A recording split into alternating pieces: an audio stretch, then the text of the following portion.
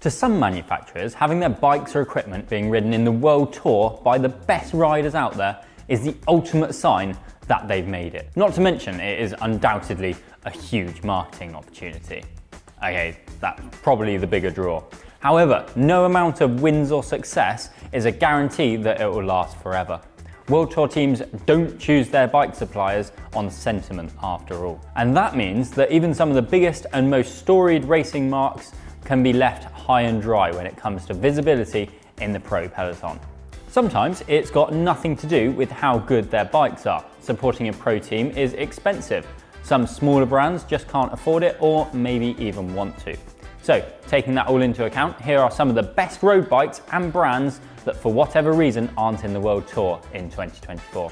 2024 has seen some huge shake-ups in the World Tour peloton and none bigger than AG2R ditching long-term partner BMC for Van Rysel after 32 wins and 106 podiums on the Swiss brand's bikes. That's despite BMC releasing this very attractive Team Machine R, which was developed in conjunction with Red Bull. Okay, no team is going to keep going with a bike brand just because the bike looks nice, probably.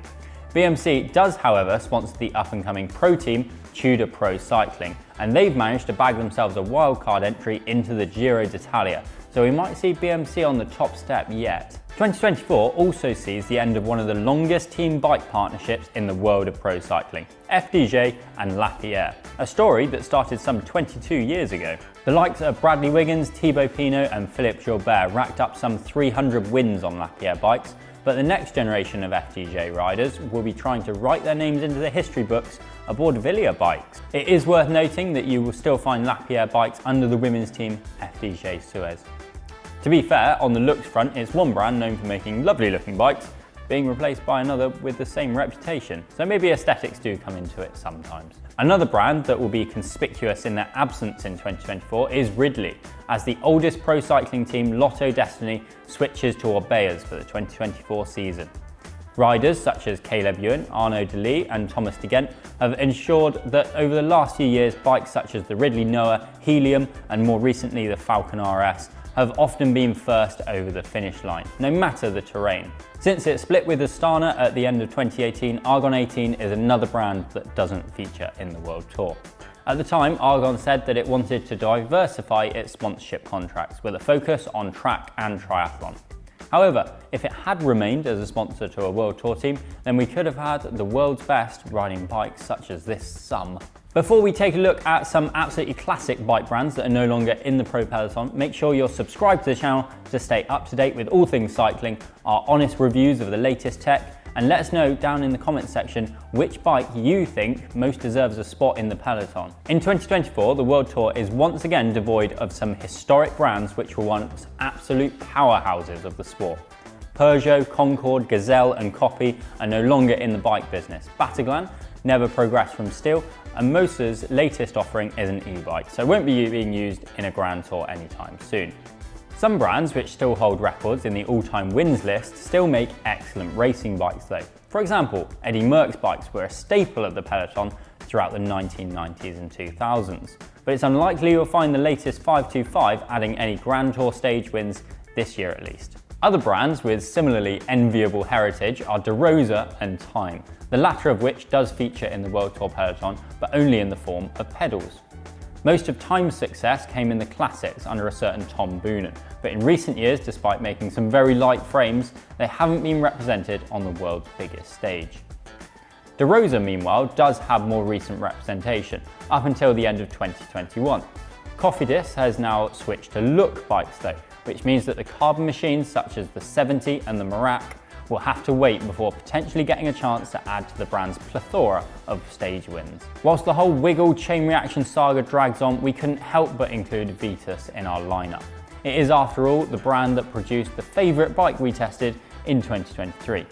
You can check out the full countdown using the card above.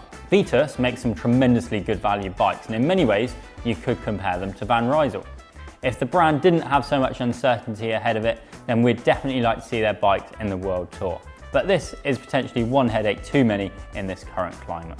Felt has seen its fair share of reshuffling and economic hardship in recent years, but put that to one side and it makes some bikes that we don't think would look out of place in the World Tour. Felt has sponsored plenty of continental teams in the past, and up until recently, the women's World Tour team Human Powered Health. How good would this naked carbon weave look in the pro peloton? Focus is a brand that knows what it takes to supply the world's best, and last did so in 2016 for the AG2R team. If Focus were to sponsor a World Tour team again, then it would undoubtedly be with the Izalco Max, the brand's all-rounder race bike that claims to be the true essence of pace. Ribble, Handsling and Orro are three British brands that have yet to make the jump up to World Tour, but are three brands that have their foot in the door when it comes to racing, having sponsored British teams, and in the case of Ribble and Handsling, the women's Pro Conti teams Life Plus Wahoo and Das Handsling respectively. We've recently ridden the Venturi, the A1R0 and the Endurance SLR and have been very impressed. Do you think one of these three could be the next bike brand to feature in a Grand Tour? Perhaps a more likely bike to be seen at the Giro in particular is the Basso Diamante. Basso sponsors multiple second division and women's teams and seems like a brand on the up. Would you like to see another Italian manufacturer back in the peloton? Our final pick is Cinelli, a brand with so much history we could make another video on it.